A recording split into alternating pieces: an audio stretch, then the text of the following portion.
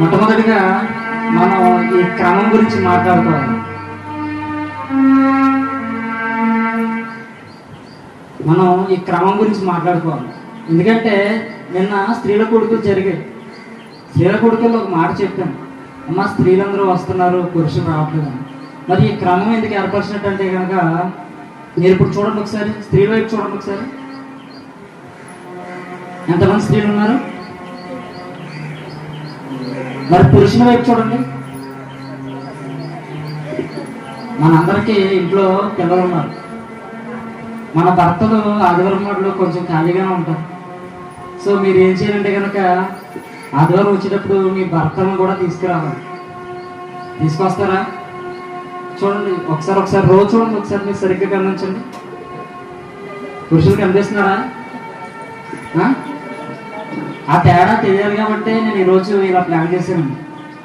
ఆ తేడా మీకు చూపించడం కోసమే ఈ క్రమాన్ని ఏర్పరిచాను. హల్లెలూయా, హల్లెలూయా. అయితే గడిచిన దినం యూత్ కాన్ఫరెన్స్ స్టార్ట్ చేయడం జరిగింది. మరి అలాగే స్త్రీల కూడా స్టార్ట్ చేసాం. అసలు అద్భుతం ఏంటంటే కనుక స్త్రీల కూడికల్లో నలుగురే వచ్చారండి. స్త్రీల కూడికలకి నలుగురే వచ్చారు. మరి ఈ యూత్ కాన్ఫరెన్స్ అన్న గట్టిగా వస్తుంటే కనుక వాళ్ళు కూడా నలుగురే వచ్చారండి. మరి నిన్న దినం 4 చాలా ప్రాముఖ్యమైనవి నాకు తెలియదు.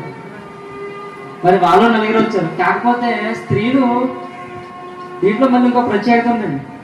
ఏంటంటే కనుక స్త్రీలకు నేను అమ్మ మీరు మీ తోటి సంఘస్థులు తీసుకురావాలమ్మా అని చెప్పేసి నిన్న ఒక మాట చెప్పానండి. అయితే ఆశ్చర్యం ఏంటంటే కనుక నేను మాట చెప్పగానే నేను సాయంత్రం ప్రార్థన చేయడం మానేశాను. హల్లెలూయా, హల్లెలూయా. ప్రార్థనకి ఎవరు రాలేదండి నేను సాయంత్రం. మరి అంటే నేను మామూలుగా అయితే ఇంకా సన్నిధికి మీరు మొత్తం అలాగదని చెప్తే అందరూ కలిసి వస్తారని నాకు తెలిసి అండి. మీరు సంఘం దరిదాపులోకి మీరు చేరొద్దంటే మొత్తం అందరికీ సంఘంగా వచ్చేస్తారు ఈ లెక్కలో అయితే అలాగే మనం యూత్ కాన్ఫరెన్స్ స్టార్ట్ చేసామని చెప్పాం. ఒకసారి యూత్ ఒకసారి నిలబడండి. ఇక్కడ ఒకసారి నిలబడండి యూత్.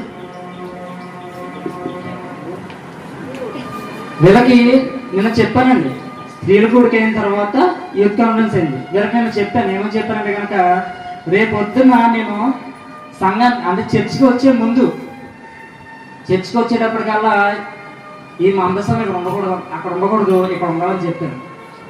ఈ చుట్టూ పురుగులే వచ్చేస్తున్నాయి, వాటికి ఏదైనా పరిష్కారం చూడండి అంటే వాళ్ళు గమనించి కొట్టే చూడండి ఒకసారి.